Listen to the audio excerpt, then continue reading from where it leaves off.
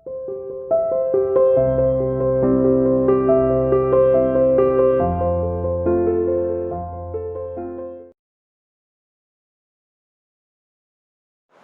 students, welcome to CR Internet School online classes. Dear student, today we will discuss lesson number 15, bank reconciliation statement part number 2. आज की जो video है very important है. देखिए, bank reconciliation statement के regarding में part 1 जो गया था उसमें बेसिक हमने पढ़ा था मीनिंग एंड कंसेप्ट. आज हम जो बैंक स्टेटमेंट की जो एक स्टेटमेंट बनती है उस स्टेटमेंट में विच item add and which item is the less. अगर ये आपको समझ में आज आ गई तो आई होप दैट आपकी वीडियो और अकॉर्डिंग आज हम कहते हैं ये लेसन आपका बिल्कुल क्लियर पॉइंट पे जाकर खड़ा हो जाएगा. विच आइटम ऐड विच आइटम लेस. देखिए, कोई रट्टाफिकेशन नहीं है, उनको अच्छी तरह से मैं आपको समझाऊंगा कौन कौन सी आइटम जोड़ी जाएगी और कौन सी घटाई जाएगी.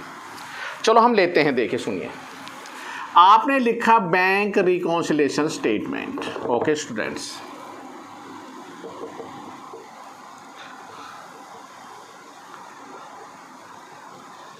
यहाँ पर आपने स्टेटमेंट जब बनाएंगे तो यहाँ लेके चलेंगे. पहले जो मैंने कल बताया था डेबिट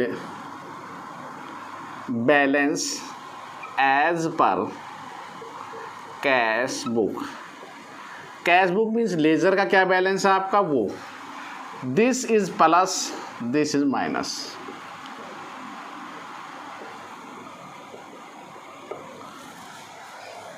डेबिट बैलेंस जो कैश बुक का ये फेवरेबल बैलेंस माना जाता है और ये प्लस में आएगा. अब हम जो बात बताने जो मैं जा रहा हूं, कुछ आइटम यहां हम ऐड करेंगे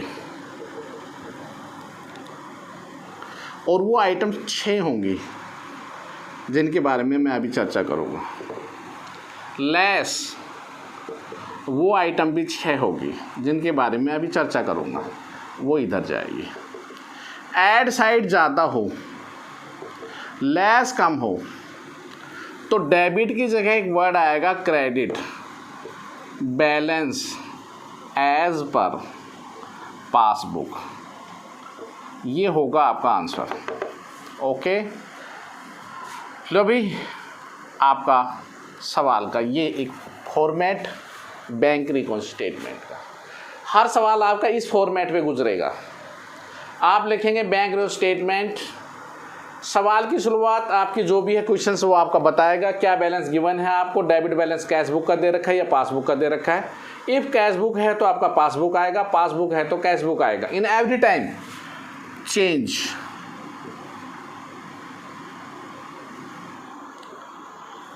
कैश बुक यहाँ तो यहाँ पासबुक, यहाँ पासबुक तो यहाँ कैश बुक, तो ये तो होगा चेंज. प्लस और minus.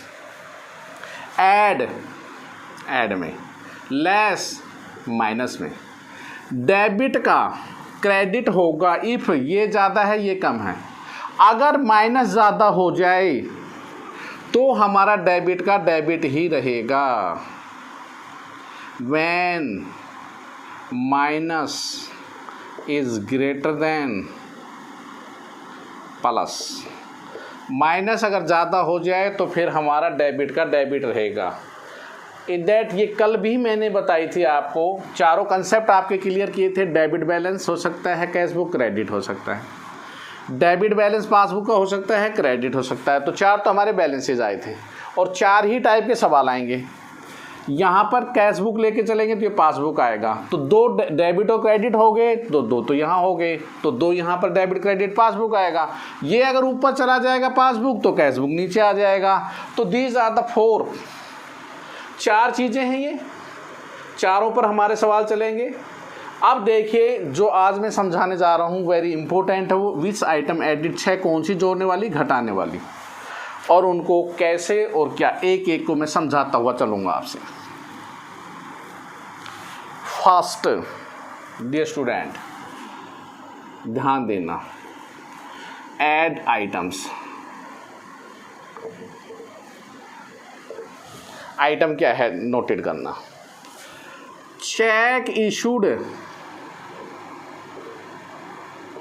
but not yet presented for payment। समझो क्या है, बहुत ईजियर समझाऊंगा मैं। ये लेज़र बनाता है बिजनेसमैन, और ये बैंक में आपका अकाउंट खोलता है। बैंक आपका अकाउंट खोल रहा है, बैंक में आपका अकाउंट खोल दिया। ध्यान देना, ये डेबिट ये क्रेडिट, ये डेबिट ये क्रेडिट। बैंक में मतलब जो बैंक, यहाँ ये बिजनेसमैन है, ये बैंक है, समझना आप ध्यान से। ये कंसेप्ट अगर क्लियर हो जाएगा तो आप ईजियर एड लेस में समझ जाएंगे। आप अपने एंगल से सोचना, क्योंकि रिकॉन्सिलेट हम कर रहे हैं, बिजनेसमैन कर रहा है। मैंने चेक इशूड किया, बिजनेसमैन ने। चेक जब मैं इशू करूंगा, चेक इशू क्यों कर रहा हूं, वो मेरे पैसे मांग रहा है। जब मैं चेक इशू करूंगा तो मेरा ये कॉलम जो क्रेडिट है, क्योंकि डेबिट मेरी रिसिप्ट है, क्रेडिट मेरी पेमेंट है, मेरा पैसा यहाँ से चला गया, माइनस। जबकि ये चेक अभी बैंक में पहुंचा ही नहीं है। जब नहीं पहुंचा तो आपकी जो बैंक का कॉलम है वो घटा हुआ है, घट रहा है ना। तो क्या करें कि ये गलती ठीक हो जाए, सर इसको ऐड कर दूं। मैं दोबारा अगर ऐड कर दूं, जैसे 5000 इधर लिखे 5 इधर लिख दूं, तो गलती का समाधान हो जाएगा, रिकॉन्सिलेट हो जाएगा। This is the point number first. Is that clear? फिर रिपीट कर रहा हूँ, एक बार सुनना ध्यान से। चेक इशूड, मैंने चेक इशूड कर दिया, but note yet presented for payment. जो चेक मैंने इशू किया था बैंक में, डियर स्टूडेंट्स, वो चेक अभी बैंक में पहुंचा ही नहीं है। तो फिर कहाँ है वो? उस कैंडिडेट के हाथ में है, सप्लायर के पास है। जब नहीं पहुंचेगा तो मेरा जो कॉलम है वो घटा हुआ था, क्योंकि चेक दूंगा तो मेरी पेमेंट होगी, मेरी ये साइड घटेगी। जबकि यहाँ पर कोई इफेक्ट ही नहीं पड़ा, तो इन दोनों के बैलेंस नहीं मिलेंगे। नहीं मिलेंगे तो रिकॉन्सिलेट करने के लिए हमने भी क्या करना पड़ेगा? ऐड करना पड़ेगा। ओके, चलिए अब सेकंड आइटम के साथ।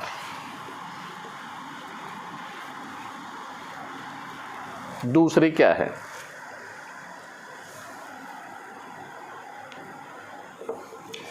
Check paid into bank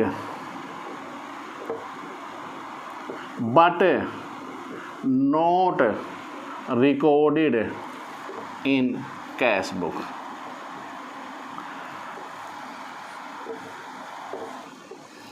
cheque मैंने पेड कर दिया, cheque paid into bank. Paid का मतलब मुझे चेक मिला था, मैंने बैंक में जमा कर दिया।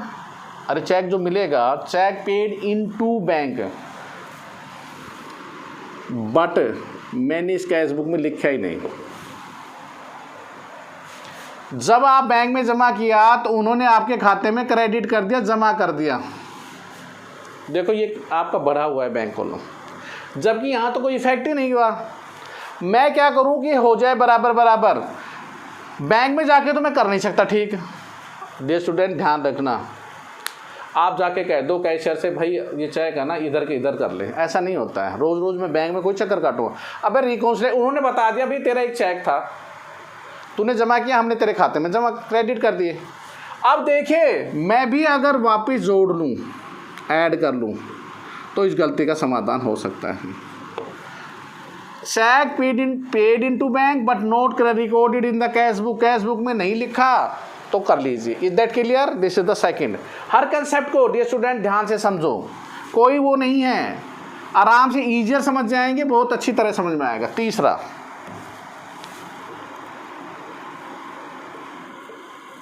Direct deposit in your account by a customer.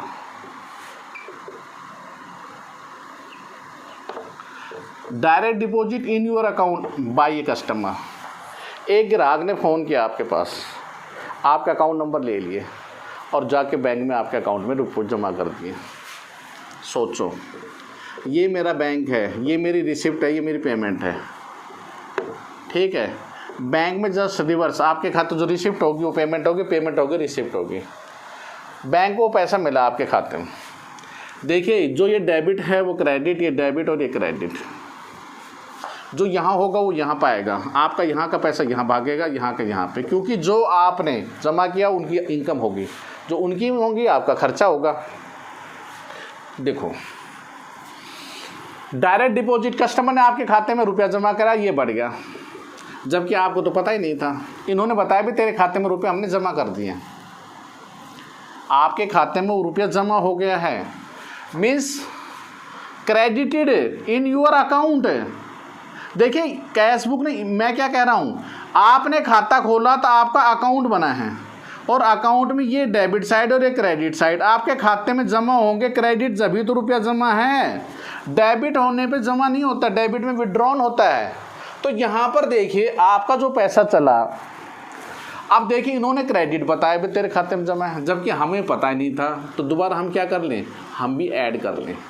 तो थर्ड पॉइंट पता लगा, direct deposit in your account by a customer, एक कस्टमर ने आपके खाते में जमा कर दिया। तीसरा, फोर्थ देखिए, interest allowed by bank. Bank ने आपको ब्याज दे दिया, आपको तो पता भी नहीं, जबकि बैंक ने आपके खाते में क्रेडिट कर दिया। अब ये बढ़ा हुआ है तो आप भी क्या कर दें, बढ़ा दें। ओके। फिफ्थ, बिल्कुल डिट्टो इसका जैसा ही है, इंटरेस्ट एंड डिविडेंड। डिविडेंड का मतलब है लाभ में हिस्सा। अगर किसी कंपनी के शेयर आपने खरीद रखा है तो वो मिलेगा डिविडेंड। अब ये भी डायरेक्ट आपके खाते में क्रेडिट हो गए, जमा हो गए, तो ये साइड में जमा हुए क्रेडिट में, मैं क्या कर लूँ, मैं भी ऐड कर दूँ। ये दोनों पॉइंट एक जैसे हैं, interest allowed by bank and interest dividend reissued by any investment. आपने कोई इन्वेस्टमेंट कर रखा है, कंपनी ने जो भी है शेयर खरीद रखे हैं, वो आपके पैसे आते हैं। और last, any wrong credit, any wrong credit given by bank. गलती से बैंक ने आपका खाता क्रेडिट कर दिया, आप क्रेडिट कर दिया तो ये तो बढ़ रहा है, आप भी क्या कर लो, आप भी ऐड कर लो। तो this is the 6 items are here. जो 6 आइटम है जोड़ने वाली मैंने बताई आपको, अब 6 बता रहा हूँ लेस करने वाली, वो कौन कौन सी है। सबसे पहली less items, cheque paid into bank. Bank में चेक जमा करवा दिया, लेकिन बैंक ने आपके खाते में क्रेडिटेड नहीं किया, not credited bye the bank in your account. मैंने चेक बैंक में जमा करवा दिया, लेकिन उसने आपके खाते में किया नहीं किया। तो डियर स्टूडेंट, आपने तो अपना खाता बढ़ा रखा है, चेक मिला था आपने जमा कर दिया यहाँ पे, इन्होंने यहाँ कुछ किया ही नहीं है। तो क्या कर दो, माइनस कर दो। माइनस करने पर जोड़ बराबर हो जाए, गलती का समाधान हो जाएगा। सेकंड, मिलता जुलता इसका, चेक पेड इनटू बैंक। मैंने चेक जमा करवा दिया, बट चेक डिसऑनर होगा। जैसे डिसऑनर होगा, यहाँ से दोनों चीज़ें बाहर निकल गई, वही सेम डिट्टो पॉइंट हो गया।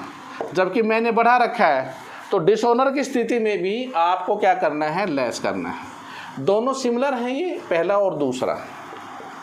Check paid into bank but not credited, cheque paid into bank but dishonour by the bank. Number 3, less वाली, चेक इशूड। ध्यान देना, इशू तो चेक होगा but not recorded in cash book. मैं cheque issue तो कर दिया, लेकिन कैश बुक में लिखना भूल गया। अब इशू करूंगा तो देखो ये घट रही है, जबकि बैंक में अभी कुछ है नहीं। फिर चेक जब मैं इशूड करूंगा बट नॉट रिकॉर्डेड है, तो मुझे भी क्या करना पड़ेगा भाई, ये पेमेंट हो रही है तो मुझे भी उसको लेस करना पड़ेगा। क्योंकि मैंने कैश बुक में लिखा ही नहीं। तो जब मैं कैश बुक में नहीं लिखूंगा तो डियर स्टूडेंट्स, इन्होंने तो भाई उसको घटाना ही घटाना है। जब चेक आप इश्यू कर दोगे वो कैंडिडेट बैंक में पहुंचगा, आपका खाता उसने क्रेडिट कर दिया। अब यहाँ से तो घट गया लेकिन कैश बुक में तो नहीं घटा, तो हमें क्या करना पड़ेगा, हमें भी लेस करना होगा। Item number 4, direct payment according to your instructions. आपने डायरेक्ट पेमेंट के लिए बैंक से बोल दिया, देखो कई बार आप ये कहते हैं इंश्योरेंस की किस्त वगैरह या बिजली का बिल वगैरह है वो दे दो। अब देखो वहाँ तो उन्होंने खाते में आपके घटा दिया, जबकि आपको उसका पता ही नहीं है, तो आपको भी क्या करना पड़ेगा, लेस करना पड़ेगा। कोई भी बैंक आपके खाते से अगर डायरेक्ट पेमेंट कर देता है। 5th, बैंक चार्जेस या कोई भी इंटरेस्ट चार्जेस है, बैंक कोई भी आपसे पैसा वसूल करता है, करेगा तो डियर स्टूडेंट यहाँ देखिए उसने डेबिट कर दिया, आपको घटा दिया आपका खाता, तो आपको भी क्या करना पड़ेगा, लेस करना पड़ेगा। और 6th क्या है, any wrong debit given by bank. इसने डेबिट कर दिया, खाता कम होगा, आप भी क्या कर दो, आप भी लेस कर दो। तो these item the 6 add and 6 at the less. तो dear student I hope that आपको बहुत अच्छी तरह से समझ में आ गई है। ऐड और लेस की सारी आइटम्स मैंने क्लैरिफाइड कर दी है।